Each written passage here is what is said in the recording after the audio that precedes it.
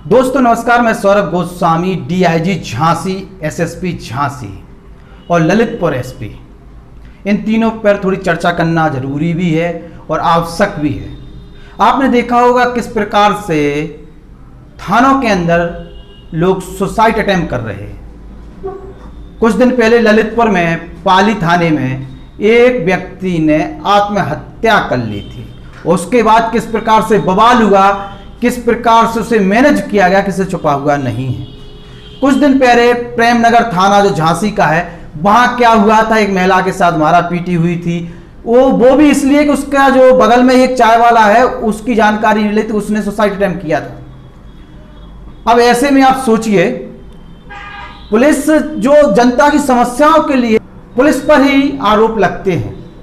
इसके बाद आज नवाबाबाद जो थाना है, वहां पर एक व्यक्ति ने जो वहां पर पूछताछ के लिए बुलाया गया था, उसने सुसाइड अटेम्प्ट किया है।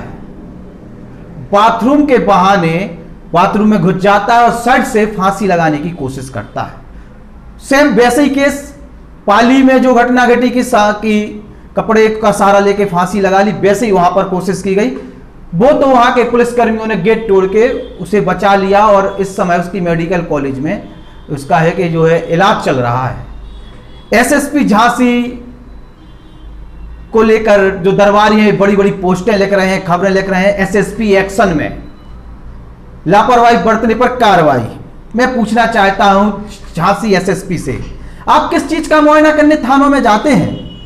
मैं पूछना चाहता हूं ललितपुर एसपी से, आप किस चीज का थाना में मुआयना करने जाते हैं? मैं पूछना चाहता हूं झांसी डीआईजी से, आप किस चीज के लिए थानों में मुआयना करने के लिए जाते हैं, जब उन्हीं थानों में लोग सुसाइड अटेम्प्ट करते हैं और आप मुआयना कराते हैं? छोटी सी चीज का मुआयना नहीं कर पाते, शायद बाथरूम चेक करने में आपको थोड़ी दिक्कत हो जाती होगी, क्योंकि बड़े अधिकारी हैं। लोग वहां पर घुसकर फांसी अटेम्प्ट करते हैं, लेकिन हमारे अधिकारी मुआयना के तौर पर केवल कागजों को घूम घाम के भगाते हैं, फोटो खींचती है, थाना दिवस मनाए जाते हैं और चले आते हैं। उस बाथरूम को चेक नहीं करते कि उस बाथरूम में कोई ऐसा फंदा लगाने की व्यवस्था तो नहीं है, कोई ऐसे कहीं कि ऐसी कोई व्यवस्था नहीं है जहां पर लोग उस पर टंग जाए और फांसी अटेम्प्ट करें। उसको देखा नहीं गया। अगर देखा गया होता तो ये सब नहीं हो रहा होता। आदमी बड़ी आशा से जाते हैं, फरियादी बड़ी आशा से जाते हैं कि डीआईजी साहब हैं कुछ सुनेंगे, एसएसपी साहब कुछ सुनेंगे, एसपी साहब हैं कुछ सुनेंगे। हम जब थानों में जाते हैं तो हमें ऐसा लगता है कि हमारा वहां पर न्याय होगा, हमारी बात सुनी जाएगी। लेकिन सोचिए, वहां जब जो पूछताछ के लिए बुलाया जाता हो या कोई थोड़ा सा अपराधी या कहें आरोपी है, वो वहां अंदर उसके सुसाइड अटेम्प्ट कर लेता है, हमारी पुलिस हाथ पे हाथ धरी बैठी रहती है। बाद में मैनेजमेंट होता है, पैसे ले दे के माहौल को ठंडा किया जाता है। कई दिन कई थानों की पुलिस लगी रहती है शांति व्यवस्था में, लेकिन इसके बाद कुछ नेतागिरी भी होती है। आवाज उठाते हैं तो उन्हें भी धमकाया जाता है कि तुम्हारी वजह से ऐसा हो रहा है, तुम उकसा रहे हो, देख लेंगे तो मुकदमा दर्ज करा देंगे, रिकवरी करा देंगे। ऐसी बातें आती हैं। क्या कर रहे अधिकारी, ये समझ में नहीं आ रहा। उत्तर प्रदेश सरकार तमाम बातें करती है कि कानून व्यवस्था कंट्रोल में है। हकीकत है गांव क्षेत्र की कानून व्यवस्था काफी कंट्रोल में है, लेकिन अधिकारियों पर लगाम लगा नहीं पा रहे हैं। अधिकारियों की मनमानी के कारण, अधिकारी के कहीं के सुस्तपने के कारण ये सब घटनाएं घटती हैं। क्या एसएसपी जिम्मेदार नहीं है? एक व्यक्ति उनके थाना क्षेत्र में सुसाइड अटेम्प्ट करता है और एसएसपी की उसमें खबर छपती है, एसएसपी एक्शन में। उसके पहले क्या कर रहे थे, सो रहे थे क्या एसएसपी?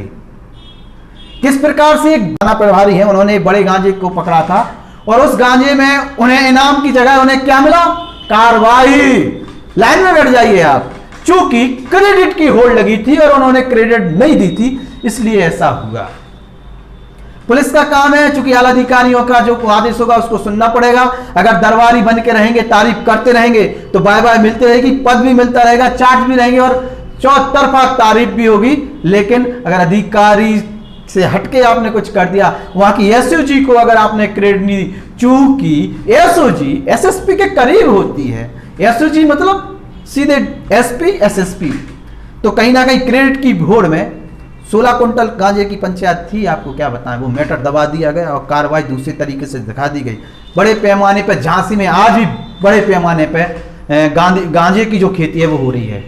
बड़े पैमाने पे आज भी अवैध खनन हो रहा है, बड़े पैमाने आज भी बड़े अवैध शराब का काम हो रहा है, लेकिन कार्रवाई के नाम पर रस्मदायगी चल रही है। चाहे डीआईजी हो, चाहे एसएसपी हो, चाहे क्षेत्रीय जो ग्रामीण अंचल के एसपी हैं, वो भी ऐसे ही कुछ करते हुए नजर आ रहे हैं। बड़ी दुर्भाग्य की बात है कि थानों में लोग सुसाइड अटेम्प्ट कर रहे हैं और केवल अपनी ब्रांडिंग के लिए ये खबरें चलवा दी जाती हैं कि एक्शन में एसएसपी। आपका क्या है कहना? क्या पुलिस वास्तविकता में थानों में प्रताड़ना कर रही है? क्या पुलिस का रवैया सही नहीं है जनता के प्रति? क्या झांसी डीआईजी कुछ कर पाएंगे कि नहीं कर पाएंगे इन सब घटनाक्रमों को लेकर? जब एसएसपी जाते हैं, मुआयना करते हैं और कुछ कर नहीं पाते, कमी ढूंढ नहीं पाते, तो किस लिए मुआयना करते हैं? रस्मदायगी के लिए। जनता सब देख रही है। कमेंट बॉक्स में जरूर लिखे जो लिख पाए कि एसएसपी की गलती है कि डीआईजी कुछ कर नहीं रहे, कि एसपी मुआयना करके केवल बैठाते हैं, कमियां देख नहीं पाते हैं, केवल फोटोबाजी के लिए मुआयना हो रहे हैं। जय हिंद, जय भारत, सेफ रहें, सुरक्षित रहें, यातायात नियमों का पालन करें। चालान बड़े कर रहे होते हैं, चूंकि इतना आप कमा नहीं रहे जितने आपके चालान हो रहे हैं। नमस्कार।